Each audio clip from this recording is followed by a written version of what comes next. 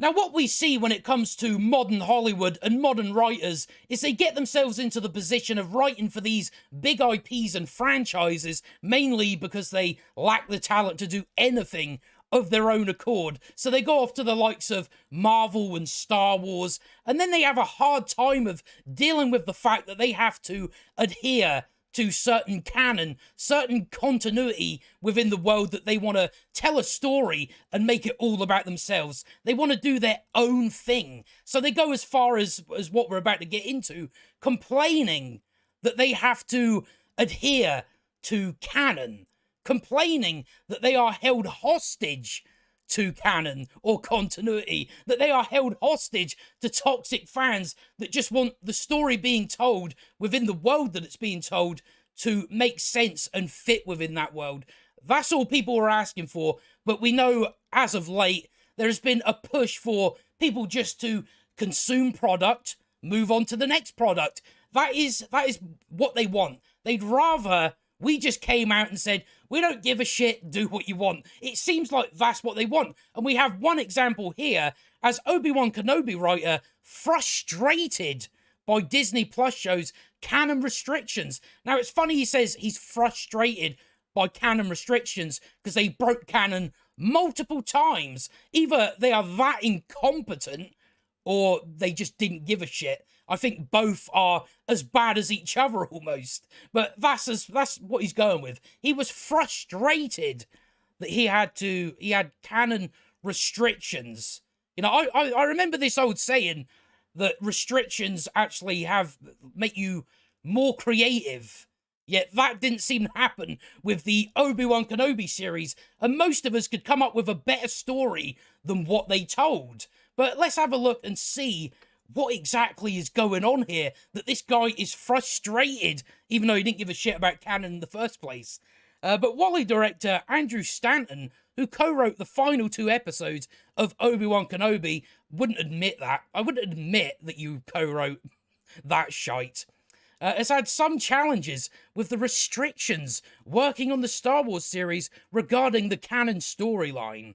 Lucasfilm and Disney series Obi-Wan Kenobi wrapped up its 6-episode run some months ago. While it didn't take the world by storm, it was still a very popular show in its own right. It was shame it was shit though, wasn't it? Kenobi, of course, saw Ewan McGregor's legendary Jedi Master take on Darth Vader in a high-stakes rematch, which was a break in canon. It was a break in canon. But no, he's frustrated by it. The entire season was driving towards the former friend's fateful lightsaber clash on an unnamed planet.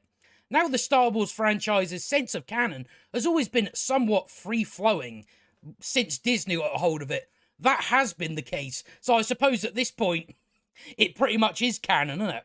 But the live-action properties, at least, are seemingly made to follow a strict sense of continuity. And it seems that Andrew Stanton, who helped write Kenobi's 5th and 6th chapters, took some issue with these limitations because they just want the audience to consume and have no brain. Have no brain, have no idea of how to think critically about whatever storytelling it is. But Andrew Stanton on writing for Star Wars, again, he has the opportunity to go and write something new, and this isn't going to be as stressful to him, is he? But no. 2-time Oscar-winning director Andrew Stanton, who notably directed WALL-E and Finding Nemo, was a co-writer on the last 2 Obi-Wan Kenobi episodes. He remarked to Gizmodo that being tied to established Star Wars canon was both the blessing and the curse. Seems like it was just a curse because you're about to complain about it. He says that was the blessing and the curse of it. It's like, one, you're geeking out that you get to type Vader says this and Kenobi says that. Let's go back to one of those lines where, just before their final fight, where Kenobi lands on a planet and then Vader flies down and lands on the planet. And then Vader says to Obi-Wan Kenobi, he says to Kenobi, you came here to kill me. When Darth Vader literally just came down to Obi-Wan Kenobi. So, you know, if that was one of your lines, how very shit it was. But again, I just find it funny that in this part here, He says, I was geeking out about having to write for Vader, and then you're like, but it was frustrating at the same time. Again, it's just funny you use the word frustrating when you broke the canon so many times. But he continues on to say, you pause and say, I can't believe I'm actually getting paid to type this. I can't believe you're getting paid to write it either. How you got paid, I don't know. I can't believe these words may be said. But then another part of you, it has to go through such a rigorous, like, does that fit the canon? It didn't, though. None of it fit canon. So I think you are just lying. I think you're just lying. Or you're incompetent. Again, it makes no difference, because at the end of it, you're still the one that looks like the fool.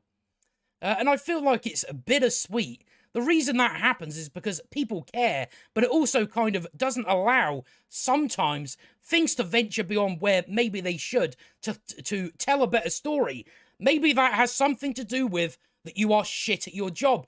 They can't read that out of what they're saying. They can't realize you are just admitting to having no talent. That is all you are doing when you're saying stuff like this. That, oh, it should venture here because there's a better story. Can't do that, so what else should I do? Some other shite. Sometimes things venture beyond where maybe they should to tell a better story. So it can sometimes really handicap what I think are better narrative options. You can go write something on your own that isn't attached to Star Wars. Again, I just don't understand. When you already know that this is the case, why do you want to go and write for Star Wars? I don't understand it. I don't understand this idea of just constantly wanting to make excuses for not coming up with anything on your own. That is all we see, is people just making excuses for shit writers. But Stanton went on to add that he was sometimes frustrated during the writing process due to such continuity restrictions.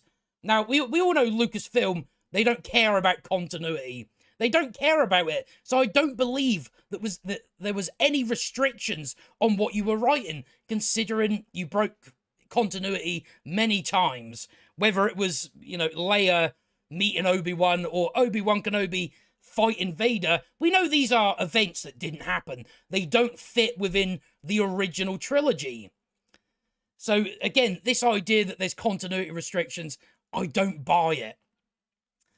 So he says, and so I was frustrated sometimes. Not a lot, but I just felt it wasn't as conducive to the story. I love it when something like Andor is in a safe spot and it can just do whatever the heck it wants. But I felt, again, someone that wrote for the Obi-Wan Kenobi series, just admitting you don't give a shit. You didn't give a shit when it came to actually writing the series. But I felt, Joby Harold, another shit writer on that show, to his credit, kept the torch alive and kept trying to thread the needle so that the story wouldn't suffer, but it would please all the people that were trying to keep it in the canon. But I got some moments in there that I'm very happy with. It's good because no one else is happy about it. Is Star Wars continuity hurting its future? No! How can continuity hurt its future? The only people hurting it, does it have a future? Don't know. I really don't know. I think not having continuity hurts its future. Having people that are shit at everything they do write for Star Wars is hurting its future. People being brought in, not giving a shit about the continuity is hurting its future. In no way, shape or form is there a thing where Star Wars continuity is hurting its future. But let's see if the direct tries to argue that it is. Star Wars as a franchise has literally been around for 45 years, and through that time, many other creators and visionaries besides George Lucas have been able to tell stories in a galaxy far, far away. This has been particularly true since the Disney acquisition. But some of those creators have found it limiting due to Lucasfilm, Lucasfilm care about it being in continuity.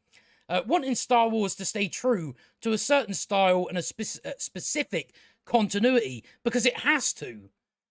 I don't know why this is even a debate. What is the point in me giving a shit about what you produce if you don't want to have any continuity whatsoever? What is the point in getting invested in the Star Wars universe? There's no reason. There's no reason for me to turn up if that is the mindset. This mindset has led to the dismissal of a surprising amount of directors, perhaps most notably Phil Lord and Christopher Miller, who were let go from Solo for apparently playing things too fast and loose. Having a sense of canon continuity and interconnectedness is very important in any big-name media franchise, except it's been completely dropped so many times, whether it is Marvel or Star Wars or any other franchise at the moment. They all just constantly break continuity, and they don't care about it.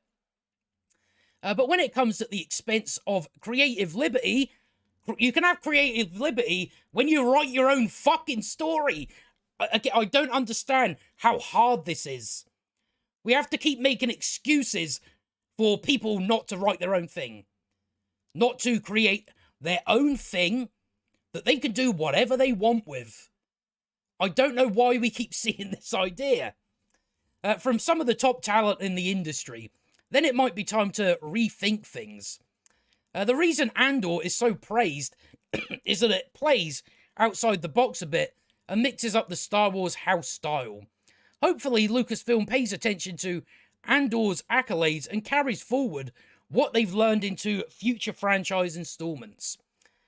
So again, it's just these people are admitting, first of all, again, they're either incompetent or they just don't give a shit. Either one is pretty much as bad as each other. But it's nothing new. We have articles like this that just make the same excuses. You know, we want to take this property, but we don't actually want to do anything to do with that property. And what we're going to do is make excuses for that, rather than just saying, you can write your own thing.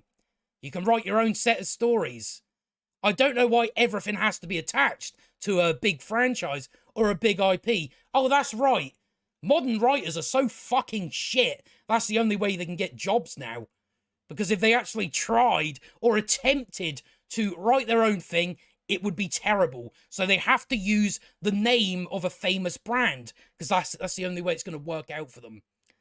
That's all it is. But, you know, we could go through this whole article, but it's not even worth it because it's the same shit we've heard over and over again.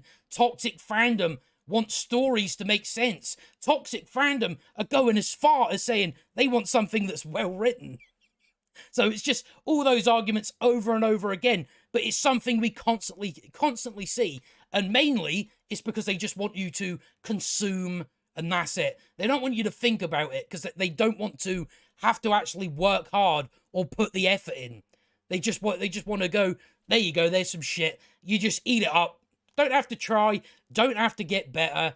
And this has just been the normal push as of recent years.